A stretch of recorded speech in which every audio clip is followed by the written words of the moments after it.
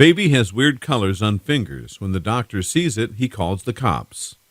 2 weeks after contracting meningococcal, a 5-month-old Brisbane boy is undergoing his 4th surgery. Archer Roberts contracted the deadly disease on November 10th and was rushed to Ipswich Hospital before being transferred to Brisbane's Lady Cilento Children's Hospital. His mother, Caitlin Galea, said she's unsure about how many surgeries Archer has left, but hopes they will do skin grafts today. It's expected a few of Archer's fingertips and ends of his toes will self-amputate. But this is good news, considering doctors didn't think Archer would survive. Archer only had 20% survival rate. Once we rushed him to pediatric intensive care, the look on the doctors' and nurses' faces said it all. They didn't think Archer would survive the night, but he did, Mrs. Galea said. The devoted mother has written a heartfelt post about the day Archer got sick on Facebook. She has given ARM permission to reproduce this post. Here are her words. Have you ever imagined what your worst nightmare would be? When you become a parent, you feel instantly sick at the thought of anything happening to your children. You do everything in your power to ensure they'll be safe 24/7. It was Thursday, November 10th, and Archer woke up at 5:30, which is normal. He woke a happy baby, giggling and talking, and played on the floor for an hour before his morning nap. Waking up from his nap, he was very unhappy, wouldn't eat, and just cried. I put him in the pram and took him outside where he was falling asleep but moaning. After 2 hours, I noticed he was boiling hot. So I took him straight to the shower, where usually he loves it, but he screamed. Josh and I made the decision to take Archer to our usual doctors at Brookwater, where we were seen and sent home as Archer had a likely ear infection. From about 12 p.m., Archer declined rapidly. He slept all afternoon, and when touched, he screamed. It was around 3:30 p.m. when I noticed Archer's lips turning gray. When I called Josh in to look at his lips, they had turned purple. We made the decision to head back to the doctor because something was not right. On our drive, I sat in the back to make sure Archer was okay. About 10 minutes into our drive, he was struggling to move and lips were getting darker, which is why we drove straight to Ipswich Hospital. There was a lovely lady waiting at the door of emergency for Archer, where she took my hand and ran with me to the bed. That's when I placed Archer down and noticed 2 tiny red dots on his chest, and I knew instantly how sick my baby was. The social worker came and got Josh and I and placed us in a tiny room. Every 10 minutes, they would come back with an update of your baby is very, very sick. That's all we heard for hours. Every so often, Josh and I would go in and see Archer. There was a crowd of doctors. Every doctor and nurse possible was working on Archer to keep him alive. They then told us Archer was not stable enough for transportation to Lady Cilento, where they then placed Archer on life support. Once being placed on life support, Archer only had a 20% survival rate. At 10:30 p.m., they finally stabilized Archer enough to transport him. With lights and sirens, we got to LCCH within 10 to 15 minutes. Once we rushed up to pediatric intensive care unit, the look on the doctors' and nurses' faces said it all. They didn't think Archer would survive the night, but he did. The next morning, the nurse looking after Archer was leaving and gave me a hug and said, "At the start, I didn't have hope he'd make it through the night, but he did. I'm positive your man will make it." A GoFundMe account set up to raise funds for the young family has exceeded the $5,000 target. More than $13,000 has been raised by 300 people in 16 days. Earlier, a 5-month-old Brisbane boy in hospital after contracting the deadly meningococcal disease.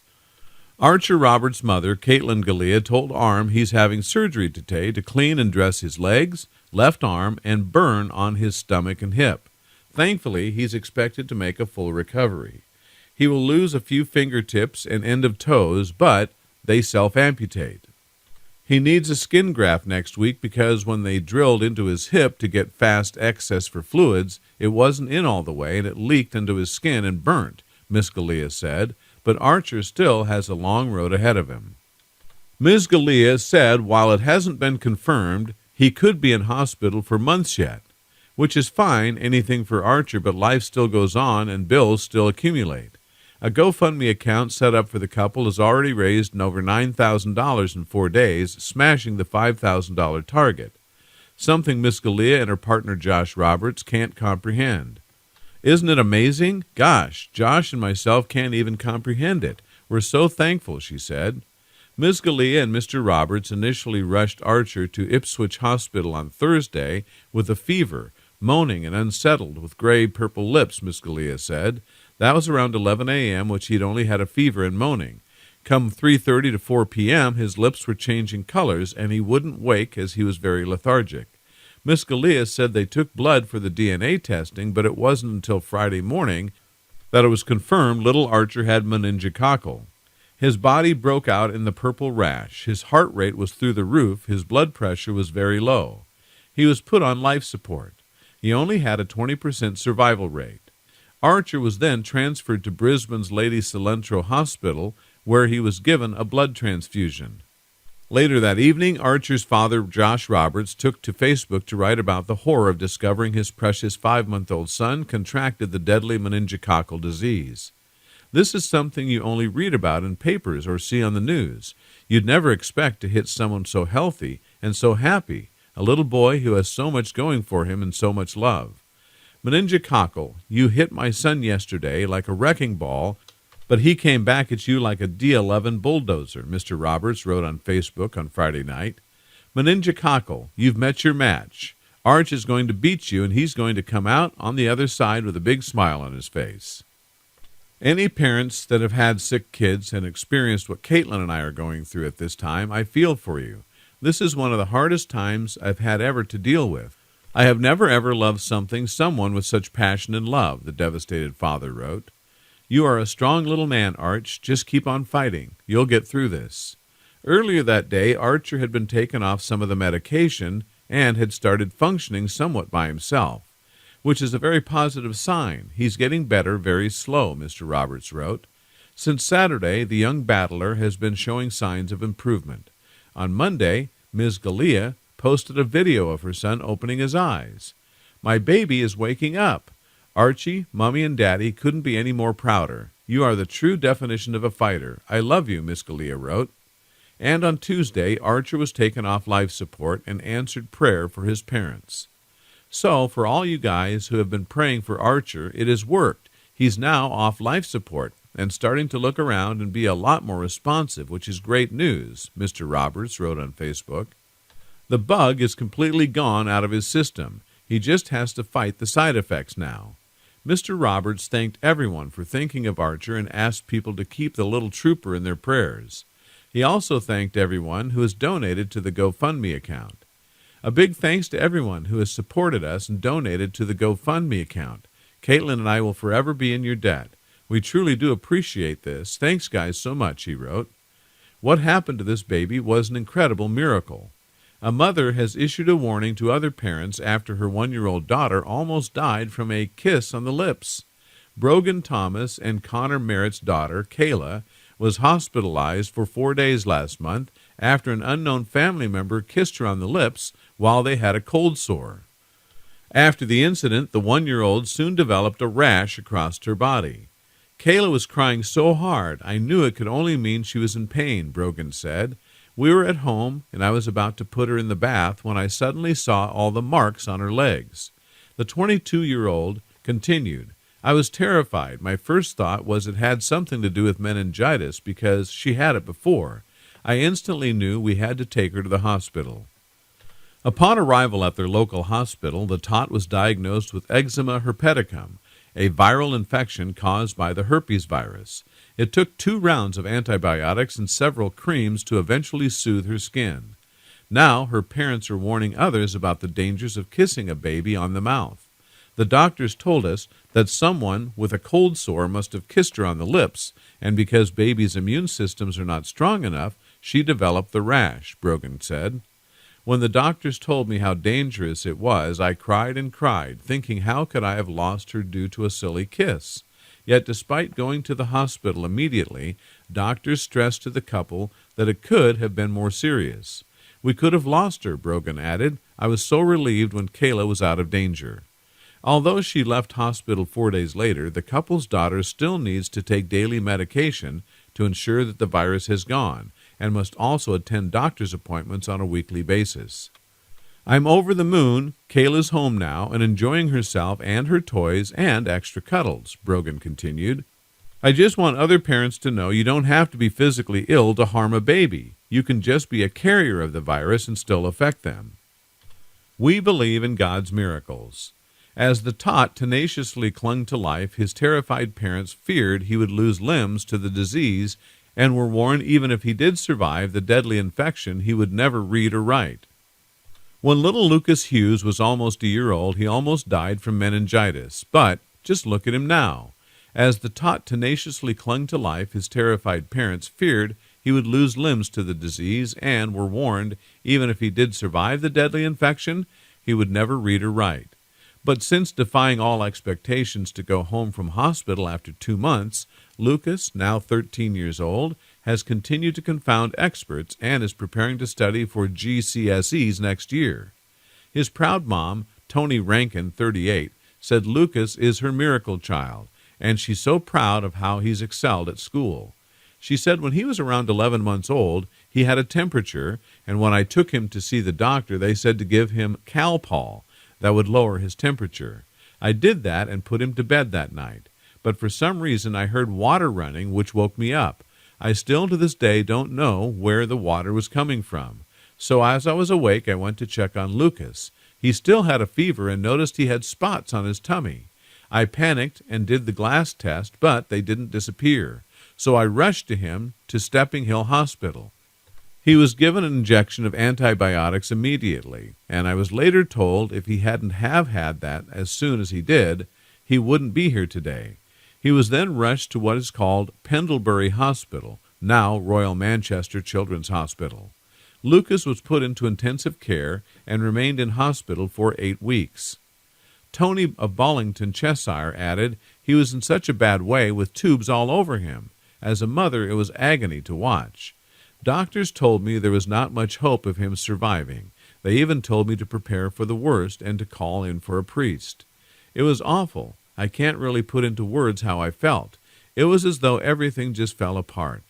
Within 48 hours, they had determined it was meningitis B, and Lucas had to go through several blood transfusions. But within days, he started to improve. Tony added, doctors told me they thought everything was going to be okay. It was still touch and go, but the thought that he might make it was incredible. There was another child in the hospital at the time who had the same as Lucas and had to have limbs amputated, so I prepared myself for that. But to be honest, I was just glad he was going to live. After 8 weeks in hospital, he was allowed to go home. Due to the disease, his brain swelled, meaning his head was twice the size of a child his age. Tony said she knew there would be some effects on him in the future. She said doctors said there had been some damage to the brain and expected he would not be able to read or write. I was always so grateful he survived, so knew we could get through anything that happened. But since then, he made a miraculous recovery and hit every milestone as other children would have. Tony added he had learned to walk again, but then he started to read, write, and all the other milestones children have. He didn't need any more hospital appointments and just carried on as if nothing had happened. Lucas did have learning support at primary school, but now he will sit his GCSEs at All Hallows Roman Catholic High School in a few years. He is flying, and he is expected to get above average results. So for him to be one of the top achievers at his school is incredible. It's a miracle story. She and Lucas sometimes asks to hear about his brush with death so he can tell his friends. Tony added, he does ask me about it every now and then, as he does have several scars from it, but they don't bother him at all. I count my blessings all of the time, and he makes me so proud. He's my miracle child. A miracle baby is on the road to recovery after a 7-week fight with meningitis. Zachary Dorset, who is now 5 months old, was rushed to hospital 3 days after Christmas after becoming critically ill due to pneumococcal meningitis and abscess on the brain. He spent 7 weeks in Addenbrooke's in Cambridge and was described as miracle by his staff after fighting back from several seizures and a stroke. Parents Will Dorset and Rachel Carey from Mulbarton are now trying to raise awareness as their baby did not have a rash, a common side of the infection. Miss Carey said, "It's amazing for a doctor to say he's a miracle baby. It makes you take a step back. What he's gone through is an awful lot." The couple, who are also parents to 5-year-old Isla, noticed on December 28th their son had stopped feeding and was being sick and developed a temperature.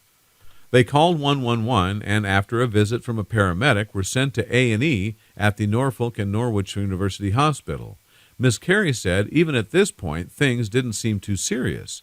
We presumed maybe some antibiotics and a day or two in the hospital. When they mentioned meningitis, we said he didn't have a rash. He didn't have a rash, but he did have a mark." While in A&E, a doctor noticed a bruise on Zachary's forehead, which the family believed was a birthmark. He underwent a lumbar puncture and CT scan, which uncovered the abscess in his brain. Pneumococcal meningitis can prove life-threatening if not treated rapidly, as it causes an inflammation in the layers that surround the brain and spinal cord. Around 200 cases are reported in the UK, with most occurring in babies under 18 months. In his first week, Zachary had 140 milliliters drained from his abscess, seizures, a stroke, and a blood transfusion, resulting in him needing intensive care.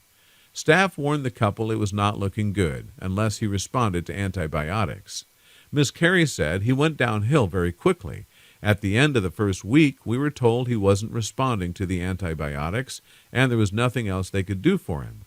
As the infection reduced, staff were able to see it had left scarring around the membrane, meaning brain fluid was unable to drain. Zachary then had operations to draw off the fluid, including a shunt, allowing him to return home on Valentine's Day. He is regularly taking antibiotics. God's miracles happened everywhere.